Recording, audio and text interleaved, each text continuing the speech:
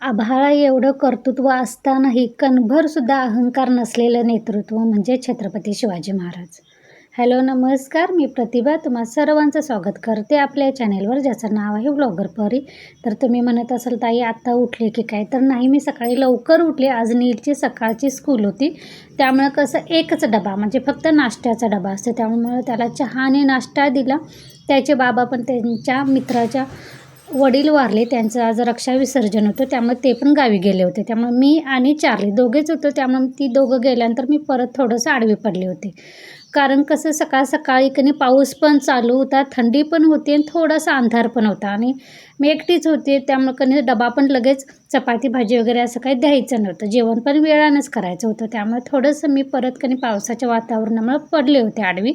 त्यानंतर उठले, माझं थोडंसं आवरलं आणि चला तर पहिल्यांदा मी फ्रेश होते, पाणी सोडते आंघोळीला, फ्रेश होते आणि नंतर मग भेटू.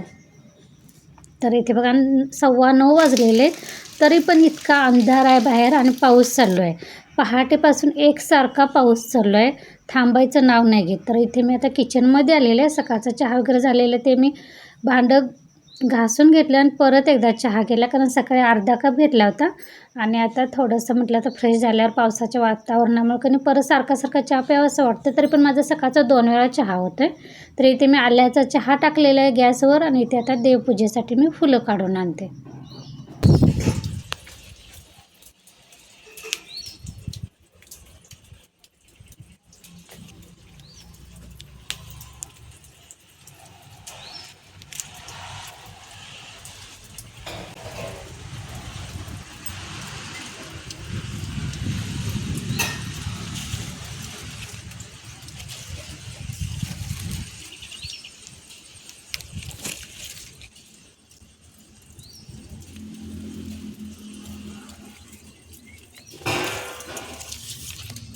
तर एवढी मला लाल जास्वंदीची फुलं आज भेटली, पांढरी जास्वंदी काय भेटलीच नाही. पाऊस जास्त पडायला लागला की नाही त्याचा बहर निघून जातो.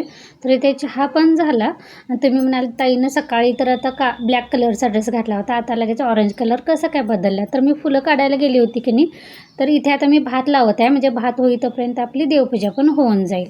तर मला की नाही एका व्हिडिओमध्ये मी काळा ड्रेस घातलेला आणि त्यानं पूजा केली होती, आपली जी रोजची पूजा असते ना देवपूजा ती.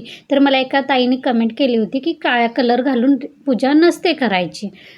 मला काय माहीत नव्हतं, त्यामुळे म्हटलं चला मी फुलं काढायला गेली होती, तर मला त्या ताईंची कमेंट आठवली. म्हणून म्हटलं एखाद्यानं इतक्या मनापासून जर आपल्याला चांगल्या गोष्टी जर शिकायला भेटत असतील आणि आपल्याला माहिती नसताना जर त्यांनी सांगितलं असेल तर ते फॉलो करायला पाहिजे. आणि मला ती सवय आहे, मला जर अगदी मनापासून कुणी काय सांगितलं ना तर मी ते आठवणीनं नियम पाळते. तर मी ते म्हणून ते काळ्या कलरचा ड्रेस मी काढला, दुसरा घातला आणि आता म्हटलं देवपूजा करतोपर्यंत हा घालायचा. तर इथे कधी मी देवपूजेसाठी कसं ते माझं पितळाची, आता बाळूमामाची मूर्ती, विठ्ठल रुक्माईची मूर्ती, कृष्ण आहे, तर सगळं ते पितळच आहे.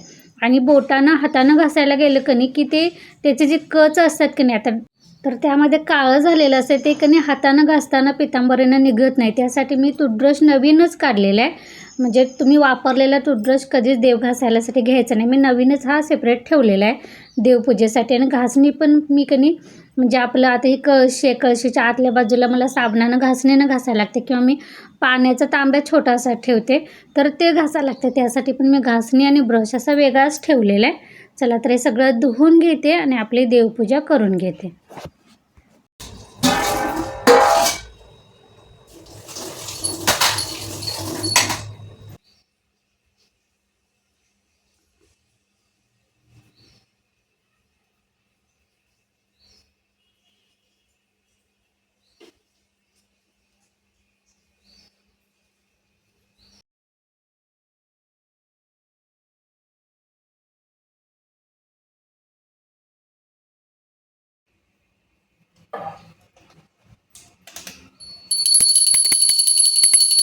तर इथे माझी देवपूजा झाली होती आणि देवाचे जे वस्त्र आहेत ना ते मला भिजत घालायचे होते. म्हणजे थोडंसं 5-10 मिनिट भिजवून धुतले की नाही ती निघतात पण. तर इथे माझी वॉशिंग मशीनची पावडर संपली होती आणि त्याचं जे काय म्हणतात बॅग असते ते पावसाळ्यात की नाही थोडीशी पावडर चिकटलेलीच असते. तर कोणाकोणाला अशी माझ्यासारखी सवय, मी त्यामध्ये पाणी घातलं असं खळबळलं आणि ते की नाही पावडर चिकटलेली निघाली, त्यानं फेसानं त्या मी देवाची वस्त्र भिजत घातली, म्हणजे थोडंसं देखील आपलं थोडी देखील पावडर कधी वाया जात नाही. तर इथे ते वस्त्र मी भिजत घातले आणि इथे मी पहिल्यांदा आता चपातीला पीठ भिजवून घेते, कारण भात झालेला आहे माझा, म्हणजे आता मुरत ठेवलेला आहे मी.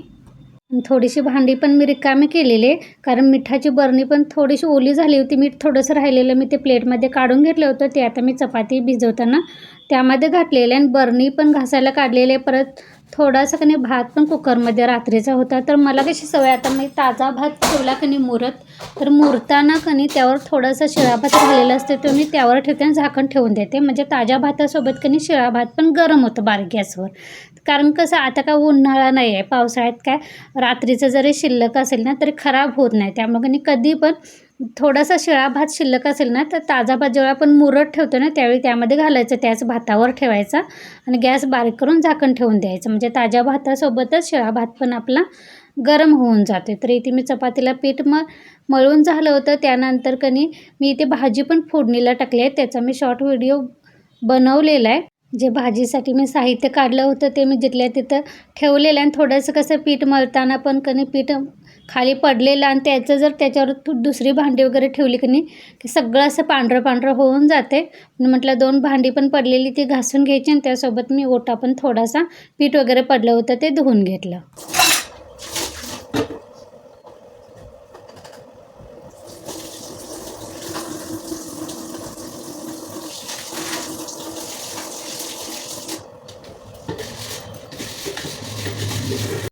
तर आज मी वेळानं उठून देखील कधी पण वेळानं उठून देखील आपण जर कामाचं नियोजन व्यवस्थित केलं म्हणजे मनामध्येच जर आपण हे काम करणार पहिल्यांदा त्यानंतर ते करायचं असं जर ठरवून केलं कामाचं गोंधळ पण होत नाही, कामं पण जिथल्या तिथं व्यवस्थित होतात आणि टायमिंगमध्ये पण होतात.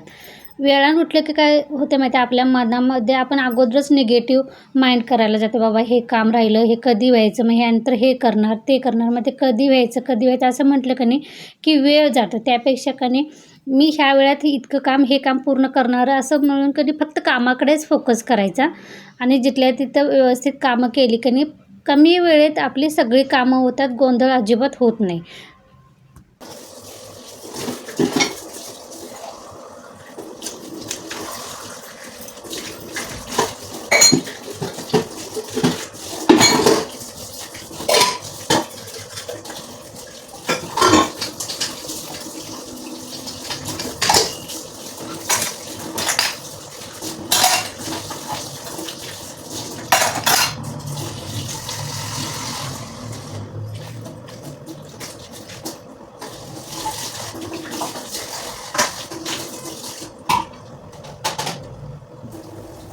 माझी भांडी झाल्यानंतर त्याच हातासरशी मी जे वस्त्र भिजत घातले होते ते पण मी धुवून सुकत टाकले. खिडकीवरच टाकते, ते पातळ असल्यामुळे लगेच 1-2 तासात सुकून जातं. त्यानंतर मी ही सगळी भांडी परत खाली जी जाळी ठेवते भांड्याच्या त्यामध्ये पालती घातली आणि तोपर्यंत माझी भाजी पण झाली होती आणि मी झाडायला घेतलं होतं घर. तर इथे मी रात्रीचं संध्याकाळचं धूप करते. हे बघा, तर ही शेणीची राख असते, मी कुंडीमध्ये टाकते आणि त्याची जी भुईमुगाच्या शेंगांची जी फुलं असते ती मी कचऱ्यामध्ये टाकते. जर अर्धी राहिलेली असतात म्हणजे कधी न पेटता पण आजूबाजूला पडलेली असतात, तर मी राख म्हणजे आपलं खताचाच एक प्रकार असतो, त्यामुळे ते झाडं जी कुंडीत लावलेली असतात त्यामध्ये टाकून द्यायचं, म्हणजे आपल्या झाडांना खत पण होऊन जातं.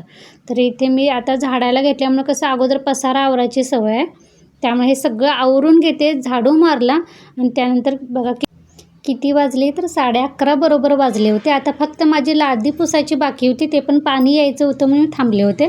पाणी आलं की कसं त्या पाणी आल्यानंतर मी लादी वगैरे सगळं पुसून घेईन. चला तर आजचा व्लॉग मी इथेच थांबवते, पुन्हा भेटू नवीन व्लॉगमध्ये. तोपर्यंत तुम्हा सर्वांना मनापासून धन्यवाद. तर इथे मग चार्लीला बसायलासाठी पोतं टाकलेलं आहे, म्हणजे ते कसं फरशी गार लागते पावसामुळे, त्यामुळे तो असं निवांत बसतो दिवसभर.